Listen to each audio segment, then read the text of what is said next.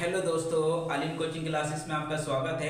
आज हम बात करेंगे फिजिक्स के एक इम्पोर्टेंट क्वेश्चन के बारे में जो बोर्ड एग्जाम में बहुत ज़्यादा पूछा जाता है। ये क्वेश्चन इसी प्रकार से है जिसे सांसों की ज़रूरत है ज़िंदगी के लिए, वैसे ही इस क्वेश्चन की ज़रूरत है बोर्ड एग्जाम के लिए। देखिएगा इस क्वेश्चन को, देखिएगा ये जो क्वेश्चन है, एक अनंत समतल चादर के कारण गॉस की प्रमेय की सहायता से वैद्युत क्षेत्र के लिए तीव्रता का एक व्यंजक है। देखिएगा इसमें एक अनंत समतल अचालक प्लेट है और इसमें प्लस क्यू आवेश है और इस प्लेट का जो क्षेत्रफल है वो कैपिटल ए है। इस प्लेट का क्षेत्रफल कैपिटल ए है और यहाँ पर ये सिग्मा जो है इसका घनत्व है, इसका घनत्व है। अब घनत्व क्या होता है?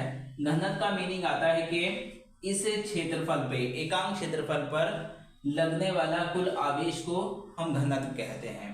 क्या कहते हैं? घनत्व कहते हैं। इसमें से देखिएगा इसके दोनों पृष्ठों पर, इसके दोनों पृष्ठों पर जितना आवेश होकर गुजरेगा, इसके दोनों पृष्ठों पर जितना आवेश होकर गुजरेगा वो क्या कहलाएगा? कुल फ्लक्स कहलाएगा। देखिएगा हम बात करते हैं घनत्व के लिए, बात करते हैं हमें ना, तो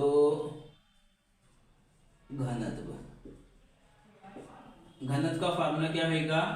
एकांक आवेश पर जितना आवेश होता है, यानी कि जो आवेश है वो किस पर निर्भर कर रहा है? इसके क्षेत्रफल पर निर्भर कर रहा है।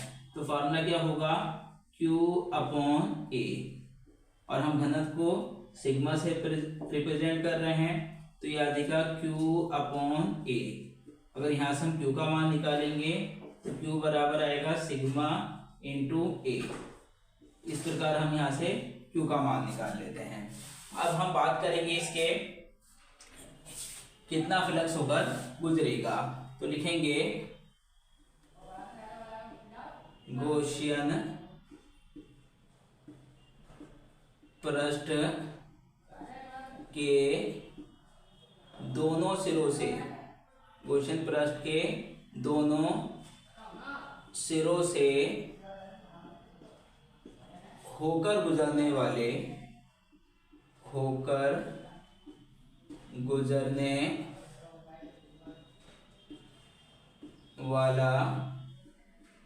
कुल फ्लक्स, यानी कि गॉसियन पृष्ठ के दोनों सिरों से जितना फ्लक्स गुजरेगा वो कितना होगा। तो देखिएगा फाई ई बराबर, अभी क्लोज इंटीग्रल में करेंगे क्योंकि गॉसियन पृष्ठ है, तो लिखेंगे vector E dot vector A आएगा plus close integral vector E dot vector D आ जाएगा। इसे लिखेंगे फाई ई बराबर, वेक्टर का सिंबल हटाएंगे तो यहाँ पर आ जाएगा बच्चों E into E D A cos theta. इसी प्रकार यहाँ पर आएगा close integral E D A cos theta आ जाएगा। चूंकि हम जानते हैं कि ई वेक्टर ई व डी ए की दिशा एक समान है। दिशा कैसी है इनकी? एक समान है और एक समान दिशा होने के कारण क्या होगा? थीटा बराबर 0 डिग्री हो जाएगा। तो ये आएगा फाई ई बराबर, ये आ जाएगा close integral E D A cos 0 degree. Theta के प्लेस पे इसी प्रकार क्लोज इंटीग्रल ये आ जाएगा E D A cos 0 degree. Phi E बराबर क्लोज इंटीग्रल ये आएगा ई डी ए कॉस 0 की वैल्यू 1 होती है plus close integral E D ए, इसकी वैल्यू भी 1 हो जाएगी।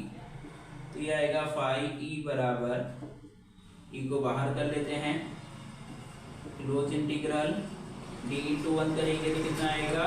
डी ए आ जाएगा प्लस इसी तरीके से इसको भी को बाहर और इसे करेंगे तो कितना आ जाएगा? E into D A into 1 करेंगे तो कितना आ जाएगा, डी ए आ जाएगा। यहाँ पर ये आएगा फाइव ई बराबर ई और डी ए का 1 इंटू डी ए का इंटीग्रेशन करेंगे तो कितना होगा, टोटल ए होगा। और ये भी कितना हो जाएगा, ई इंटू ए हो जाएगा। तो टोटल फाइव ई बराबर कितना आ जाएगा, ई ए इंटू ई ए 2 ई ए आ जाएगा। इसको समीकरण नंबर 1 बोल देते हैं। ठीक है, अब आता है गॉस की प्रमेय के अनुसार, गॉस की प्रमेय के अनुसार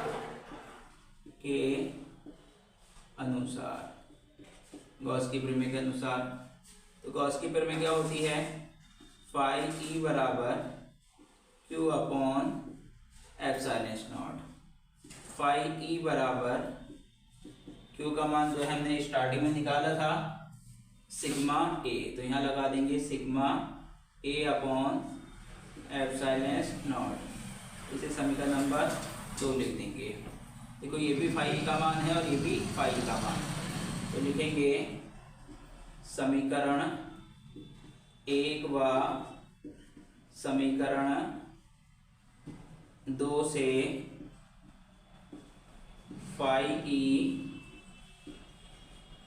के मानों की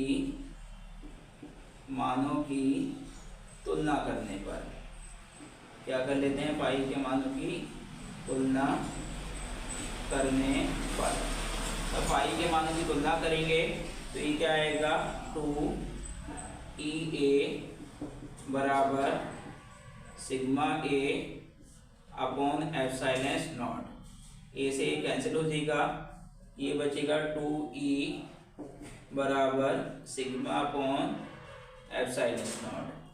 ये को यहीं रोकेंगे तो फॉर्मूला आएगा सिग्मा अपॉन 2 एप्सिलॉन नॉट। ये आ जाता है इसका व्यंजक। आप इसका स्क्रीनशॉट ले लीजिएगा। अगर वीडियोज अच्छी लगे तो प्लीज़ लाइक और सब्सक्राइब करना ना भूलें। Thank you.